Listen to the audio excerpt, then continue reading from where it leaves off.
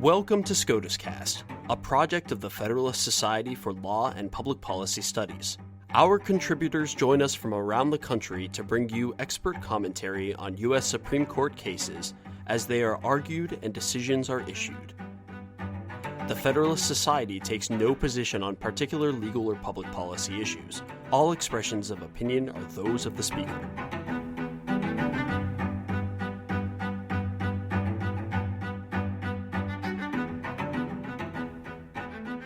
Thank you for joining us for this post-decision episode of SCOTUScast. I'm your host, Spencer Karen. On April 1st, 2021, the Supreme Court decided Florida versus Georgia, an ongoing case of original jurisdiction involving Florida's desire to limit the amount of water that Georgia uses in the Apalachicola-Chattahoochee-Flint River Basin. Justice Barrett, writing for the 9-0 majority, dismissed the case, holding that Florida failed to establish that Georgia's overconsumption of interstate waters was either a substantial factor contributing to or the sole cause of Florida's injuries. Tony Francois, senior attorney at the Pacific Legal Foundation, joins us today to discuss the court's decision in this case.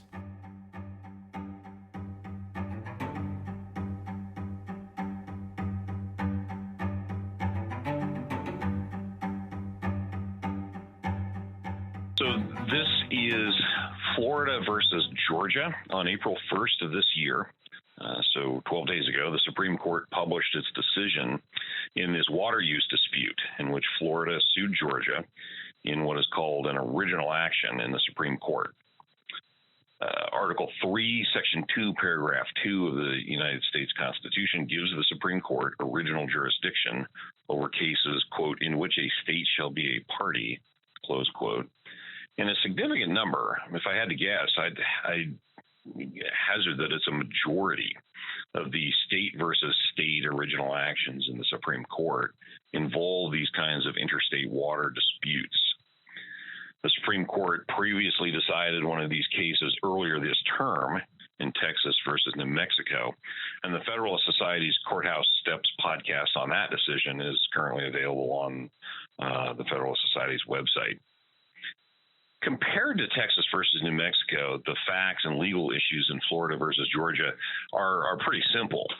The dispute is over Georgia's use of water from two rivers that arise in Georgia, the Chattahoochee and the Flint, which flow through Georgia into Lake Seminole, which sits in Georgia and on the boundary between Georgia and Florida. Lake Seminole then feeds the Apalachicola River, which flows through the Florida Panhandle into the Gulf of Mexico in the general vicinity of Panama City on the Florida Panhandle. The Georgia water uses at issue in the case include municipal supply for the city of Atlanta, and that's from the Chattahoochee, and farm irrigation from the Flint River in southwestern Georgia. On the Florida end of the system, that state is concerned about an oyster fishery in Apalachicola Bay, which has badly declined in recent years. Florida blames this decline on excessive use of the Basin's river in Georgia, which Florida argues has reduced freshwater outflows to the oyster beds, which in turn has allowed salinity to increase in those waters, resulting in harm to that fishery. Florida filed the case against its neighbor to the north in 2013, arguing that Georgia's water use is unreasonable and asking the Supreme Court to equitably apportion the basin's waters between the states.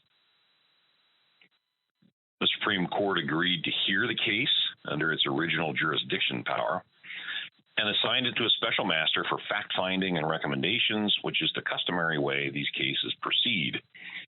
8 years later, the case is resolved in Georgia's favor. No liability for upstream diversions from the rivers in Georgia, at least so far as harm to Florida's oyster fishery is concerned, and thus no equitable apportionment of the basin between the states. The decision, published on April 1st, is in many ways as simple as those facts.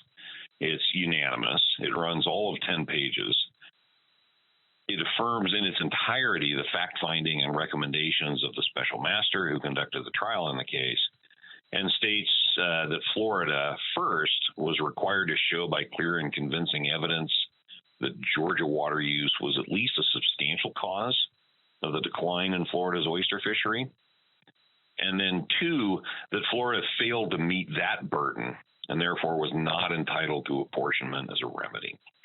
And based on this, the court adopted the special master's recommendation to dismiss the case. So pretty straightforward. One of the unusual things about these original action cases is that generally they turn on factual questions. Sometimes, some legal questions, but frequently those legal questions are very particular to the two states at issue or a prior court decree governing division of waters between the states. So these are kind of the rare Supreme Court decisions that deal with disputed facts. And, those who are familiar with Supreme Court practice will spot immediately. It's a pretty rare thing for the Supreme Court to be, deciding whose experts have the better of a contested factual question.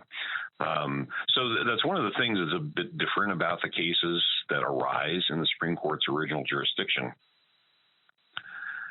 There are also a couple of interesting things that happen along the way when one looks a little more closely at how the court resolved this case. So Atlanta is 350 miles from the Florida Gulf Coast. And naturally, a case arguing that the use of water, for golf courses and the like in Atlanta is harming oyster beds that far away in another state, those claims are going to involve obviously complex expert opinion testimony and conflicting expert opinion testimony. The opinion by Justice Barrett starts by acknowledging this. The special master to whom the court referred the case held a 5-week trial. It was dominated mostly by expert testimony on both sides. And Justice Barrett kind of previews or prefaces her discussion of the case with this very blunt statement. Quote, "Of course, the precise causes of the bay's oyster collapse remain the subject of ongoing scientific debate. As judges, we lack the expertise to settle that debate and do not purport to do so here. Our more limited task is to evaluate the parties' arguments in light of the record evidence and Florida's heavy burden of proof." Close quote.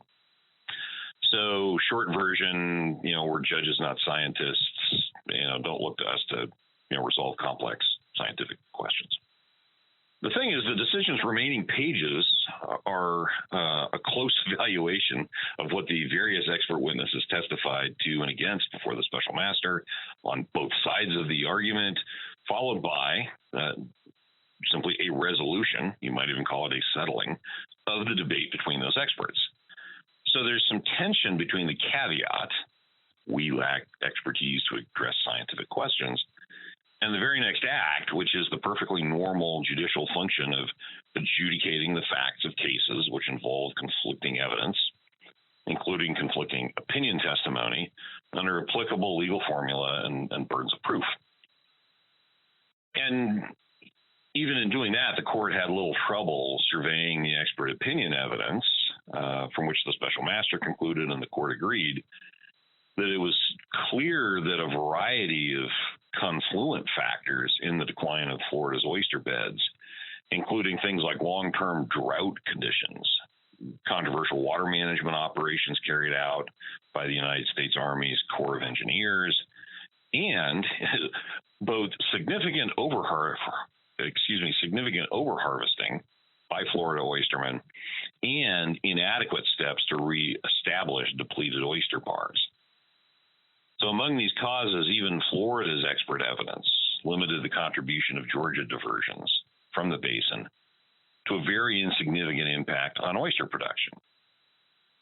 And from all of this, the court pretty easily concluded that, as a factual question, Florida was unable to demonstrate that any diversions, let alone excessive diversions in Georgia, had contributed enough to the problems in the oyster beds to entitle Florida to a remedy.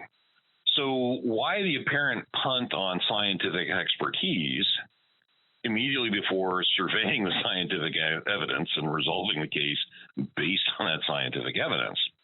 Well, it might simply be a reminder that court cases which address scientific questions do so in a specific way, and that way relies on the existing rules of admissibility of evidence, the adversary system, and burdens of proof. And perforce, when you present a scientific question or a technical question in that way in a case in court, some of it you present and other aspects of it you don't present. And the way you present it is not the iterative method of what we all recognize as the scientific method.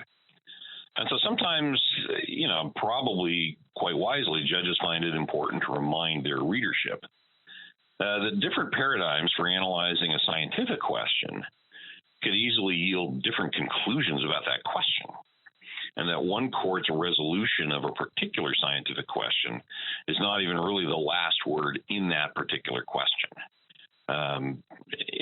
Courts' readership, especially the Supreme Court's readership, their audience, is still primarily lower court judges and the bar. But, more and more people take an interest in the Supreme Court these days, and it's probably wise for the court to be, signaling to the broader reading public and to its political audiences that, by saying this side wins this case on this scientific issue, we're not purporting to answer for all time what the answer to that scientific question is. So you can think, for example, of some of the recent jury verdicts in federal court against pesticide manufacturers, finding those manufacturers liable for causing cancer, that the product causes cancer. It's important to distinguish between the outcome of a case like that, in which a particular jury finds that the answer to that question is yes. That is not dispositive for all time of whether that product actually does cause cancer. And it's a reality of our litigation system that, from time to time, different juries will answer that question in completely opposite ways. And when you think about some of the technical questions that federal courts increasingly face, climate policy is probably the big one. Do our cars and power plants, are they changing the climate? And is that a good, bad, or indifferent thing? It's probably wise to remind the bar and the public that deciding cases and controversies through the due process methods of the adversarial system and the rules of evidence is not the same thing as the scientific method and should not be thought of in the same vein. But even in light of this observation, this qualification on what courts do, there's a remarkable thing sitting in plain view in the Florida versus Georgia decision. Among the various bits of expert opinion evidence in the case are 3 government reports. On Florida's side, there are 2 items: a report by a Florida state agency assigning blame for the oyster failure to Georgia's water use, and then a National Oceanic and Atmospheric Administration, NOAA, report from the federal government adopting Florida's view on that same question. So you have a state and federal agency publishing their technical opinions, basically, on liability. And these were actually very important elements of Florida's case. And yet the Supreme Court brushed them aside without much difficulty as not satisfying Florida's burden of proof. On the other side of the case, the court credited a report from the United States Fish and Wildlife Service stating that the condition of a particular species in the Florida end of the basin, a species of fish, I want to say, that particular species was steady to improving under the water conditions that Florida was complaining about. It's worth stepping back and thinking about these 3 reports for a moment in the context of this case and other types of cases. So picture, instead of this being an original action between 2 states, or just more generically, any civil action which proceeds by the rules of civil procedure, discovery, and trial of facts. Imagine instead if this dispute had emerged in a different context, say a federal agency action by NOAA Fisheries or the Corps of Engineers. directing reduced diversions in Georgia under whatever statutory and regulatory power that agency holds.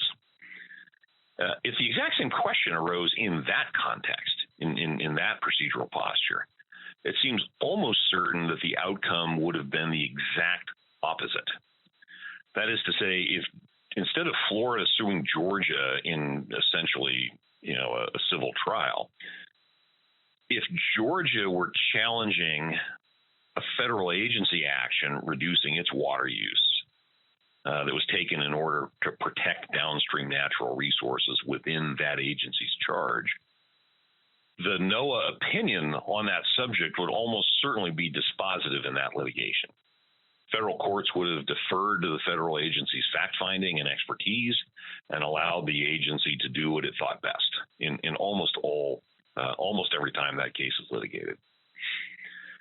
Nor would the possible contrary opinion of a different federal agency be given much weight by the courts. And, most tellingly, no amount of record evidence proffered by Georgia would ever be enough to overcome the very low substantial evidence standard that the federal agency would have to meet for its decision to be affirmed, essentially to force the federal courts to defer to its decision. So while on the surface this is a pretty simple case, it does serve as a window into two very different ways that federal courts look at complex technical questions and how important it is for the outcome what type of case the technical question arises in. If it's what you might call a normal lawsuit governed by the rules of civil procedure leading to a trial of facts, government agency opinion may carry no more weight than any other expert opinion. It might prevail or it might not. It's not entitled to special weight in that regard. But if the action is a challenge under the Administrative Procedure Act to a final agency action based on the exact same agency opinion, almost nothing carries more weight than that agency opinion.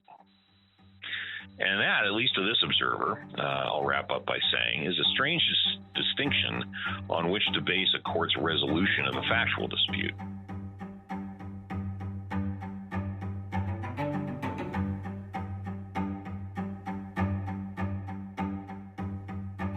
Thank you for listening to this episode of SCOTUScast.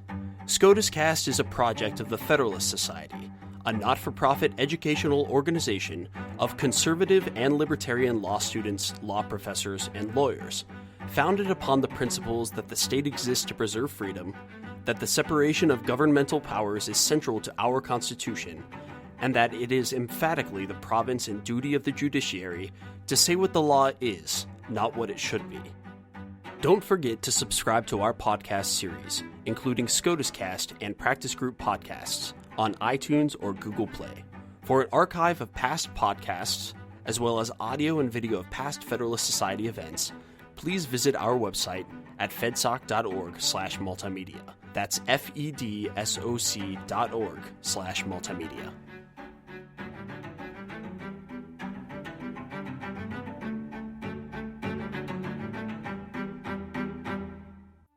This has been a FedSoc audio production.